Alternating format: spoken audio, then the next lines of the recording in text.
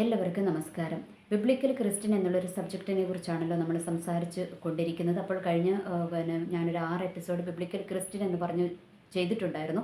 അതിനകത്ത് നമ്മൾ ചെയ്തത് എന്തായിരുന്നെന്ന് വെച്ചാൽ അതിനകത്ത് നമ്മൾ പറഞ്ഞു വെച്ചത് എന്തായിരുന്നെന്ന് വെച്ചാൽ എങ്ങനെ യേശു ക്രിസ്തുവിലൂടെ ഒരു പുതിയ നിയമ ഇസ്രായേലായി രൂപാന്തരപ്പെടാം എന്നുള്ളതായിരുന്നു.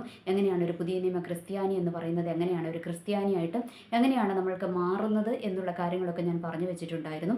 അതിനകത്ത് ഞാൻ ആദ്യം പറഞ്ഞു നമ്മൾ എന്ത് ചെയ്യണം, യേശു ക്രിസ്തുവിനെ നമ്മൾ രക്ഷകനും നാഥനുമായിട്ട് സ്വീകരിക്കണം, പാപമോചനം നേടണം, അതിനുശേഷം നമ്മൾ രക്ഷിക്കപ്പെട്ട് സ്നാനപ്പെടണം, പ്രാർത്ഥിക്കണം, അഭിഷേകം പ്രാപിക്കണം. ഇതൊക്കെ നമ്മൾ അതിനകത്ത് പറഞ്ഞു വെച്ചിട്ടുണ്ടായിരുന്നു. ഇനി സുവിശേഷങ്ങളിലൂടെ ഒന്ന് സഞ്ചരിക്കാം. കാരണം ഈ സുവിശേഷങ്ങൾ എന്ന് പറയുന്നത് ഒരു വ്യക്തമായിട്ട് ഒരു ക്രിസ്ത്യാനി എങ്ങനെയാണ് ജീവിക്കേണ്ടത്, ഒരു ക്രിസ്ത്യാനിയുടെ ജീവിതം എന്തായിരിക്കണം എന്നുള്ളതൊക്കെ വളരെ വ്യക്തമായിട്ട് അതിനകത്ത് പറഞ്ഞു വെച്ചിട്ടുണ്ട്. അതായത് നമ്മുടെ സുവിശേഷങ്ങൾ എന്ന് പറയുന്നത് യേശുക്രിസ്തുവിൻ്റെ 3.5 വർഷക്കാലത്തെ പരസ്യ ജീവിതം, ഈ ഭൂമിയിൽ യേശുക്രിസ്തുവിൻ്റെ 3.5 വർഷക്കാലത്തെ പരസ്യ ജീവിതത്തെക്കുറിച്ചും അതിനകത്തുള്ള യേശുക്രിസ്തുവിൻ്റെ ഉപദേശങ്ങളും യേശുക്രിസ്തുവിൻ്റെ അത്ഭുതങ്ങളും യേശുക്രിസ്തുവിൻ്റെ ശിഷ്യന്മാരുടെ ആ ഒരു വിവരണമാണ് നമ്മൾക്ക് സുവിശേഷങ്ങളിലൂടെ കാണുവാൻ കഴിയുന്നത്. ഓക്കെ, അപ്പോൾ അതിനകത്ത് എനിക്ക് തോന്നുന്നു ആദ്യമായിട്ട് നമ്മുടെ യോഹന്നാൻ സുവിശേഷങ്ങളിൽ 4-ാമതാണ് കിടക്കുന്നത്. അപ്പോൾ നമ്മൾക്ക് യോഹന്നാൻ തൊട്ട് പുറകോട്ട് വരാമെന്നാണ് എനിക്ക് തോന്നുന്നത്. കാരണം യോഹന്നാനെ കുറിച്ച് പറയുവാൻ കാരണം എന്താണെന്ന് വെച്ചാൽ യോഹന്നാൻ്റെ സുവിശേഷത്തിനകത്ത് മെയിനായിട്ടും അതിനകത്ത് യോഹന്നാൻ പറഞ്ഞു വെക്കുന്നതും യേശുക്രിസ്തു മനുഷ്യനായിട്ട് അവതരിച്ച ഒരു ദൈവപുത്രൻ എന്ന് തന്നെയാണ്, ദൈവമായിട്ട് തന്നെയാണ് യേശുക്രിസ്തുവിനെ അതിനകത്ത് പറഞ്ഞു വെക്കുന്നത്. ഓക്കെ, അപ്പോൾ അതുകൊണ്ട് എനിക്ക് തോന്നുന്നു അത് തൊട്ട് നമ്മൾക്ക് പുറകോട്ട് വരാമെന്ന് തോന്നുന്നു. ഓക്കെ, അപ്പോൾ അതിനു മുൻപ് നമ്മൾക്ക് യോഹന്നാൻ ആരാണെന്നും കൂടി അറിയണ്ടേ. യോഹന്നാൻ ആരാണ്? യേശുക്രിസ്തുവിൻ്റെ ശിഷ്യന്മാരിൽ ഒരാളായിരുന്നു യോഹന്നാൻ എന്ന് പറയുന്നത്. അങ്ങനെ മാത്രം യോഹന്നാനെ കുറിച്ച് പറഞ്ഞു വിടുവാനും പറ്റത്തില്ല. കാരണം യേശുക്രിസ്തുവിൻ്റെ ശിഷ്യന്മാരിൽ യേശുക്രിസ്തു ഏറ്റവും കൂടുതൽ സ്നേഹിച്ചിരുന്ന ശിഷ്യനാണ് യോഹന്നാൻ എന്നാണ് പറയുന്നത്. ഓക്കെ, അത് നമ്മൾക്ക് സുവിശേഷങ്ങളിൽ പലയിടത്തായിട്ട് കാണാം. യേശുക്രിസ്തു ഏറ്റവും കൂടുതൽ സ്നേഹിച്ച ശിഷ്യൻ എന്നാണ് യോഹന്നാൻ തന്നെ യോഹന്നാനെ കുറിച്ച് പറയുന്നത്. അതുകൂടാതെ മറ്റ് സുവിശേഷങ്ങളിലൊക്കെ നമ്മൾക്കത് കാണുവാനായിട്ട് കഴിയും. ഓക്കെ, അപ്പോൾ യേശുക്രിസ്തുവിൻ്റെ മാർവോട് ചേർന്നിരുന്ന ഒരു ശിഷ്യനാണ് ആരെന്ന് പറയുന്നത്, ഈ യോഹന്നാൻ എന്ന് പറയുന്നത്. യേശുക്രിസ്തുവിൻ്റെ അന്ത്യ അത്താഴ സമയത്ത് യേശുക്രിസ്തുവിൻ്റെ മാർവോട് ചേർന്നിരുന്ന ഒരു ശിഷ്യനാണ് ആരും ഈ യോഹന്നാൻ എന്ന് പറയുന്നത്. ഓക്കെ, അപ്പോൾ എന്ന് വെച്ചാൽ നമ്മളുടെ ഒരു മാനുഷികമായ രീതിയിൽ പറയുവാണെങ്കിൽ യേശുക്രിസ്തുവിൻ്റെ ഹൃദയത്തിൻ്റെ സ്പന്ദനം അറിഞ്ഞ ആളാണ് ആര്? ഈ യോഹന്നാൻ എന്ന് പറയുന്നത്. ഓക്കെ, അതൊക്കെ എത്ര മഹനീയമായ പദവിയാണല്ലേ യോഹന്നാനെ സംബന്ധിച്ചിടത്തോളം. യേശുക്രിസ്തുവിൻ്റെ മാർവോട് ചേർന്നിരിക്കുവാൻ കഴിയുക എന്നൊക്കെ പറയുന്നത് എത്ര വലിയൊരു പദവിയാണല്ലേ. അപ്പോൾ യോഹന്നാൻ എന്താണ് ചെയ്തത്? യോഹന്നാൻ അത് നന്നായിട്ട് ഉപയോഗിച്ചു എന്ന് വേണം നമ്മൾക്ക് പറയാം. യേശുക്രിസ്തു കൂടെ ഇരുന്നപ്പോൾ മറ്റു ശിഷ്യന്മാരാരും അങ്ങനെ ചെയ്തു എന്ന് എഴുതി വെച്ചിട്ടില്ല. എന്നാൽ യോഹന്നാനെക്കുറിച്ചാണ് എഴുതി വെച്ചിരിക്കുന്നത്. യോഹന്നാൻ യേശുക്രിസ്തുവിൻ്റെ മാർവോട് ചേർന്നിരുന്നു എന്നാണ് പറയുന്നത്. അപ്പോൾ യോഹന്നാനെക്കുറിച്ച് കാണുമ്പോൾ എപ്പോഴും എന്താണ്, ഒരു യേശുക്രിസ്തുവിൻ്റെ പെറ്റായിട്ട് നമ്മൾക്ക് കാണുവാനായിട്ട് കഴിയും അല്ലേ. യേശുക്രിസ്തു ഒത്തിരി സ്നേഹിച്ചൊരു ശിഷ്യനാണ് യോഹന്നാൻ എന്ന് പറയുന്നത്. ഓക്കെ, അതുപോലെ യോഹന്നാനും എന്താണ്, യേശുക്രിസ്തുവിനോട് ഭയങ്കര സ്നേഹമാണ്. ഓക്കെ, അത് നമുക്ക് അതിനകത്തൊക്കെ നമ്മൾക്ക് കാണാം. യേശുക്രിസ്തുവിൻ്റെ പുനരുദ്ധാരണത്തിന് ശേഷമൊക്കെ അത് യേശുക്രിസ്തു പുനരുദ്ധാരണം ചെയ്തു എന്ന് ആ സ്ത്രീകളിൽ നിന്ന് അറിവ് കിട്ടിയപ്പോൾ ഈ യോഹന്നാനാണ് ഏറ്റവും ആദ്യം ഓടിപ്പോയത്. പത്രോസിനെ കഴിഞ്ഞും സ്പീഡിൽ ഓടി ആര് പോയി? യോഹന്നാൻ ഓടിപ്പോയി എന്നൊക്കെ നമ്മൾക്കതിനകത്ത് കാണുവാനായിട്ട് കഴിയും. കാരണം യോഹന്നാൻ അത്രയും യേശുക്രിസ്തുവിനെ സ്നേഹിച്ചിരുന്നു. അതുപോലെ തന്നെ ദൈവം എന്താണ്, യോഹന്നാനെയും സ്നേഹിച്ചിരുന്നു. അപ്പോൾ നമ്മൾക്കതിനകത്ത് തോന്നും, എന്തുകൊണ്ടാണ് ദൈവം യോഹന്നാനെ മാത്രം അങ്ങനെ സ്നേഹിച്ചത്? അപ്പോൾ ദൈവത്തിന് അങ്ങനെ മുഖപക്ഷമുണ്ടോ? ദൈവത്തിന് നീതിയുടെ കാര്യത്തിൽ മുഖപക്ഷമില്ല കേട്ടോ. ദൈവത്തിന് മുഖപക്ഷമില്ല. പക്ഷേ ദൈവത്തിൻ്റെ സ്നേഹത്തിൻ്റെ കാര്യത്തിൽ അളവുകോലുകളുണ്ട് കേട്ടോ. കാരണം ദൈവത്തിൻ്റെ മക്കളുമുണ്ട്, പ്രിയ മക്കളുമുണ്ട്. അത് നമ്മൾക്ക് വചനത്തിലൊക്കെ കാണുവാനായിട്ട് കഴിയും. ഏറ്റവും പ്രിയ പുരുഷനായ ദാനിയേലെ എന്നാണ് വിളിച്ചിരിക്കുന്നത്. ദാനിയേലിനെ പറഞ്ഞിരിക്കുന്നത് ഏറ്റവും പ്രിയ പുരുഷൻ എന്നാണ് പറഞ്ഞിരിക്കുന്നത്. വേറെ ആരെയും അങ്ങനെ സംബോധന ചെയ്തതായിട്ട് കാണുന്നില്ല. അങ്ങനെ യോഹന്നാനെ മറ്റേ നമ്മുടെ ദാനിയേലിനെ പറഞ്ഞു ഏറ്റവും പ്രിയ പുരുഷനായ ദാനിയേലെ എന്നാണ് പറഞ്ഞിരിക്കുന്നത്. അപ്പോൾ നമ്മൾക്ക് അതിനകത്തു നിന്നൊക്കെ മനസ്സിലാക്കുവാൻ കഴിയും. ബൈബിൾ എടുത്താൽ നമ്മൾക്ക് മനസ്സിലാകാം ദൈവത്തിന് ഫേവറായിട്ടുള്ള ആൾക്കാരുമുണ്ട്, അത്ര ഫേവർ അല്ലാത്ത ആൾക്കാരുമുണ്ട്. ഓക്കെ, അപ്പോൾ ഈ ദൈവത്തിൻ്റെ ഫേവർ എങ്ങനെയാണ് നമ്മൾക്ക് കിട്ടുന്നത്? ദൈവത്തിൻ്റെ ഫേവർ കിട്ടുന്നത് നമ്മൾ ദൈവത്തോട് എങ്ങനെയാണോ അതിനനുസരിച്ചാണ് ദൈവത്തിൻ്റെ ഫേവർ നമ്മളുടെ മേൽ വീഴുന്നത് എന്നുള്ള കാര്യം നമ്മൾ മറക്കാതിരിക്കുക. ഓക്കെ, അല്ലാതെ ചുമ്മാ ഒരാളോട് സ്നേഹം കൂടുകയും സ്നേഹം കുറയുകയും ചെയ്യുന്ന ആളല്ല ദൈവം എന്ന് പറയുന്നത്.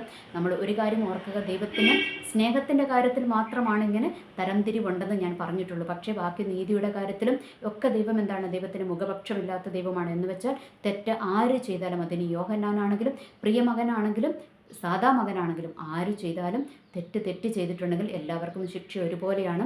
നിത്യതയുടെ കാര്യങ്ങളിൽ വെച്ചിരിക്കുന്നതെല്ലാം ഒരുപോലെ തന്നെയാണ്. പക്ഷേ സ്നേഹത്തിൻ്റെ കാര്യത്തിൽ മാത്രം വ്യത്യാസമുണ്ട് കേട്ടോ. അത് ദൈവം എന്താ പറഞ്ഞിരിക്കുന്നത്, ദൈവത്തിൻ്റെ വചനത്തിനകത്ത് പറഞ്ഞിരിക്കുവാണ്, നിങ്ങൾ ദൈവത്തോട് അടുത്ത് ചെല്ലുവിൻ, എന്നാൽ അവൻ നിങ്ങളോട് അടുത്ത് വരുമെന്നാണ് പറഞ്ഞിരിക്കുന്നത്. നമ്മൾ എത്രമാത്രം ദൈവത്തോട് അടുക്കുന്നോ അത്രമാത്രം ദൈവം നമ്മളോട് അടുത്ത് വരും. എന്ന് വെച്ചാൽ നമ്മുടെ ദൈവത്തെ എത്ര സ്നേഹിക്കുന്നുവോ അതുപോലെ ദൈവം നമ്മളെയും സ്നേഹിക്കുവാൻ ഇടയായിത്തീരുമെന്നുള്ള കാര്യം നമ്മൾ മറക്കാതിരിക്കുക. അപ്പോൾ ദൈവത്തിൻ്റെ സ്നേഹത്തെക്കുറിച്ച് പറഞ്ഞാൽ ഒത്തിരി ഉണ്ടല്ലേ.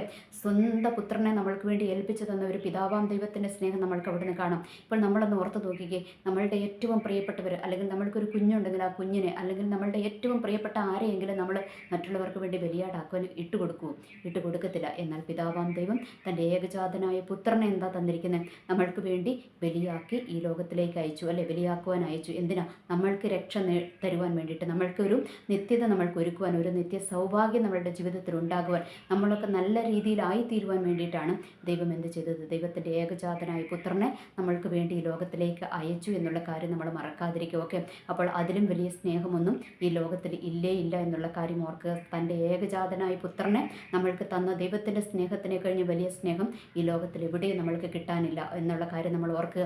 അപ്പോൾ പുത്രനായ യേശുവിൻ്റെ സ്നേഹമോ, അല്ലേ, പിതാവ് തന്നെ ഏൽപ്പിച്ച ഒരു വലിയ ദൗത്യം സന്തോഷത്തോടെ അത് ഏറ്റെടുത്ത്, അല്ലേ, നമ്മൾക്ക് വേണ്ടി ജീവൻ ബലിയായി തരുവാൻ യേശുക്രിസ്തു എന്തായി, യേശുക്രിസ്തു തയ്യാറായി. യേശുക്രിസ്തു അത് തയ്യാറായതുകൊണ്ടാണല്ലോ ഇന്ന് നമ്മൾക്കൊക്കെ എന്താണ് ഒരു രക്ഷ വന്നിരിക്കുന്നത്, അല്ലേ, നമ്മൾക്കൊരു യേശുക്രിസ്തുവിനെ ആരാധിക്കുവാനുള്ളൊരു പദവി നമ്മൾക്ക് ലഭിച്ചിരിക്കുന്നത് എന്നുള്ള കാര്യം നമ്മൾ മറക്കാതിരിക്കുക. ഓക്കെ, നമ്മളിനി അടുത്തത് ഓർക്കേണ്ട കാര്യം, ദൈവത്തിൻ്റെ സ്നേഹത്തിന് പകരം വയ്ക്കുവാൻ മറ്റൊന്നുമില്ല എന്ന് ഞാൻ പറയുവാനുള്ള മറ്റൊരു കാരണവും കൂടെ ഞാൻ പറയാം കേട്ടോ. അതെന്താണെന്നറിയാമോ?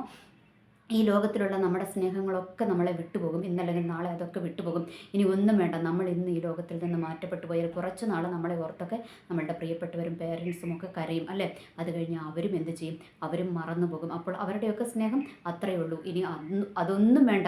ഈ പേരൻസിനെ എടുത്തു നോക്കിയാൽ ഈ അമ്മയപ്പന്മാരുടെ സ്നേഹമാണല്ലോ ഏറ്റവും വലുതെന്ന് പറയുന്നത്.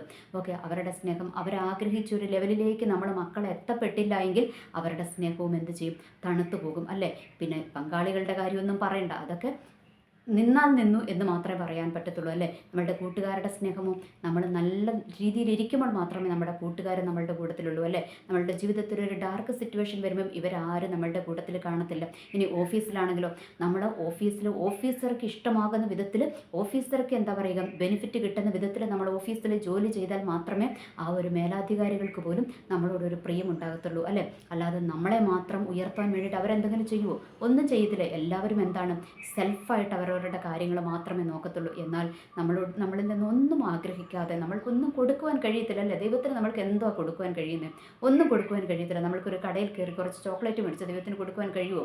ഒന്നും കഴിയത്തില്ല. ഇനി അതല്ല, വേറെ ഏതെങ്കിലും ഒരു എന്താ പറയുക, ഒരു ഹോട്ടലിൽ പോയിട്ട് ഒരു ബിരിയാണി മേടിച്ച് കൊടുക്കുവാൻ പറ്റുമോ? അതൊന്നും പറ്റത്തില്ല. പക്ഷേ നമ്മൾക്കൊന്നും തിരിച്ചു കൊടുക്കുവാൻ കഴിയത്തില്ല എങ്കിൽ പോലും നമ്മളെ സ്നേഹിക്കുന്ന ദൈവത്തിൻ്റെ സ്നേഹം നമ്മൾ മറക്കരുത് കേട്ടോ. നമ്മളുടെ വഴികളിൽ നമ്മൾ തെറ്റിപ്പോകുമ്പോൾ, ദൈവത്തിൽ നിന്ന് നമ്മൾ അകന്ന്, നമ്മൾ പാപത്തിൻ്റെ പല മേഖലകളിലൂടെയൊക്കെ സഞ്ചരിച്ചു പോകുമ്പോഴും നമ്മളൊന്ന് മടങ്ങി വരുവാൻ തയ്യാറായാൽ നമ്മളെ സ്നേഹിക്കുന്ന ഒരു ദൈവമാണ് നമ്മൾക്കുള്ളതെന്ന് നമ്മൾ മറക്കാതിരിക്കുക. കാരണം ഈ ലോകത്തിലെ സ്നേഹങ്ങളൊക്കെ നിൽക്കും, അതൊക്കെ തീർന്നു പോകും. അതൊക്കെ തീർന്നു പോയാലും ദൈവത്തിൻ്റെ സ്നേഹം മാത്രമേ നമ്മളുടെ കൂടെ ഉണ്ടാകത്തുള്ളൂ, നമ്മളെ സ്നേഹിക്കത്തുള്ളൂ. നമ്മളുടെ ഏത് അവസ്ഥകളിലും നമ്മളെ പരിപാലിക്കുവാൻ, നമ്മളെ കരുതുവാൻ, നമ്മളുടെ അവസ്ഥകൾ മനസ്സിലാക്കുവാൻ, നമ്മളുടെ ഡാർക്ക് സിറ്റുവേഷൻ ആണെങ്കിലും, നമ്മളുടെ എന്താ പറയുക, നല്ല ലൈറ്റിംഗ് ആയിട്ടുള്ള നല്ല സിറ്റുവേഷൻ ആണെങ്കിൽ പോലും എന്താണ്, ദൈവത്തിൻ്റെ സ്നേഹത്തിന് മാറ്റം വരത്തില്ല എന്നുള്ള കാര്യം നമ്മൾ ഓർക്കുക. അതുകൊണ്ട് നമ്മൾ എന്ത് ചെയ്യണം, ദൈവത്തിൻ്റെ ഫേവറിന് വേണ്ടി നമ്മൾ ശ്രമിക്കുക എന്ന് വെച്ചാൽ നമ്മുടെ ദൈവത്തോട് അടുത്ത് ചെല്ലുക. ദൈവം നമ്മളോട് അടുത്ത് വരും, അല്ലേ. എങ്ങനെയാണ് ദൈവത്തോട് അടുത്ത് ചെല്ലുന്നത്? പ്രാർത്ഥനകൾ, യാചനകൾ, ആരാധനകൾ, സ്തുതികൾ, ഇതൊക്കെ. പിന്നെ നെക്സ്റ്റ് എന്താണ്, ദൈവത്തിൻ്റെ വചനപ്രകാരം ജീവിക്കുവാൻ, അല്ലേ, ദൈവത്തെ പ്രസാദിപ്പിക്കുന്നവരാകുവാൻ. അപ്പോൾ നമ്മൾക്കറിയാം, ഈ ലോകത്തിൽ നമ്മൾക്ക് ഇഷ്ടപ്പെട്ട ഒരു വ്യക്തി ഉണ്ടെങ്കിൽ നമ്മൾ എന്ത് ചെയ്യും, ആ വ്യക്തിക്ക് ഇഷ്ടമുള്ളതൊക്കെ ചെയ്യുവാൻ നമ്മൾ ശ്രമിക്കും, അല്ലേ. അപ്പോൾ അങ്ങനെ നമ്മൾ എന്ത് ചെയ്യണം, ദൈവത്തെ പ്രസാദിപ്പിക്കുവാൻ നമ്മൾ എന്ത് ചെയ്യണം, ദൈവത്തിന് ഇഷ്ടമുള്ളതൊക്കെ നമ്മൾ ചെയ്യുക. ദൈവത്തിന് ഇഷ്ടമുള്ളത് എന്താണ്? ദൈവത്തിൻ്റെ വചനം അനുസരിക്കുക. ഓക്കെ, അപ്പോൾ ആ വചനപ്രകാരം ജീവിക്കുവാൻ നമ്മൾക്ക് ദൈവം കൃപ തരട്ടെ. കാരണം ഈ ലോകത്തിലെ സ്നേഹങ്ങളൊക്കെ നിന്നു പോകും. യോഹന്നാനെ പോലെ യേശുക്രിസ്തുവിൻ്റെ മാർവോട് ചേർന്നിരിക്കുവാൻ ദൈവം നമ്മൾക്കും കൃപ തരട്ടെ. അതിനായിട്ട് തന്നെയാണ് ദൈവം നമ്മളെ വിളിച്ചിരിക്കുന്നത് എന്നുള്ള കാര്യം ഓർക്കാതിരിക്കുക. തന്നെ തേടി വരുന്ന ആരെയും ദൈവം കൈവിടത്തില്ല. ഈ ലോകത്തിൽ നമ്മൾക്കറിയാം, മറ്റുള്ള വ്യക്തികളെയൊക്കെ എടുത്തു നോക്കിയാൽ, അല്ലേ, എല്ലാവരെയും കഴിവുള്ളവരെയും ഒക്കെ, അല്ലേ, എല്ലാം നോക്കിയിട്ടായിരിക്കും, നന്മ നോക്കിയിട്ട്, കഴിവ് നോക്കിയിട്ട്, പണം നോക്കിയിട്ടൊക്കെ ആയിരിക്കും ആൾക്കാരുടെ സ്നേഹവും പ്രീതിയും ഒക്കെ ഇരിക്കുന്നത്. എന്നാൽ ദൈവം അങ്ങനെയൊന്നും അല്ല കേട്ടോ. ദൈവത്തിൻ്റെ സ്നേഹം നമ്മൾക്ക് എന്തുണ്ടെങ്കിലും നമ്മൾക്ക് എന്തില്ലെങ്കിലും നമ്മളെ സ്നേഹിക്കുന്ന ഒരു ദൈവമുണ്ട് എന്നുള്ള കാര്യം മറക്കാതിരിക്കുക.